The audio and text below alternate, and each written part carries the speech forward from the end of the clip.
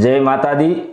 आज हम नवरात्रि के चौथे दिन कूष्मांडा माता की व्रत की कथा को सुनेंगे, जिसको सुनने मात्र से हमें अखंड सौभाग्य का वरदान मिलेगा और हमारे घर में धन धान्य के भंडार भरे रहेंगे। तो आइए भक्तों, माता कूष्मांडा की व्रत की कथा को सुनते हैं, जिसको आप अपने इष्ट मित्रों संग शांति से सुनिएगा और अपने मन में भावों को उतारिएगा।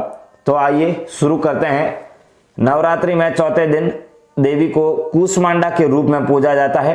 अपनी मंद हल्की हंसी के द्वारा अंड यानी ब्रह्मांड को उत्पन्न करने के कारण इस देवी को कूष्मांडा नाम से अभिहित किया गया है, जाना गया है। जब सृष्टि नहीं थी, चारों तरफ अंधकार ही अंधकार था, तब इसी देवी ने अपने इष्ट हास्य से ब्रह्मांड की रचना की थी। इसलिए इसे सृष्टि की आदि स्वरूपा या आदि शक्ति कहा गया है।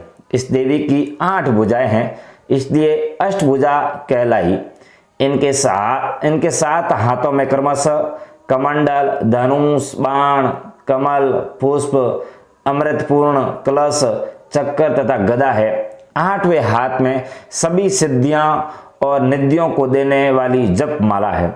इस देवी का वाहन सिंह है और इन्हें कुम्हड़े की बलि प्रिय है। संस्कृति में कुम्हड़े को कुष्मांड कहते हैं, इसलिए इस देवी को कूष्मांडा कहा जाता है। इस देवी का वास सूर्य मंडल के भीतर लोक में है। सूर्य लोक में रहने की शक्ति क्षमता केवल इन्हीं में है, इसलिए इनके शरीर की कांति और प्रवाह सूर्य के भांति ही दैदीप्यमान है। इनके ही तेज से 10 दिशाएं आलोकित है। ब्रह्मांड की सभी वस्तुओं और प्राणियों में इन्हीं का तेज व्याप्त है।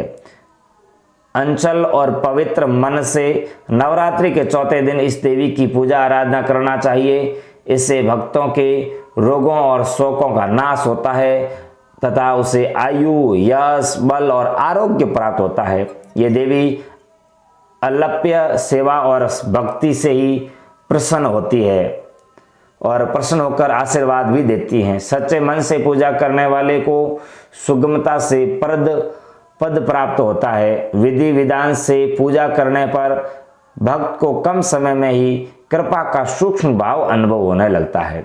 ये देवी आदियों व्याधियों से मुक्त करती है और उसे सुख, समृद्धि और उन्नति प्रदान करती है। अंततः इस देवी की उपासना में भक्तों को सदैव तत्पर रहना चाहिए। बोलो माता कूष्मांडा की जय हो।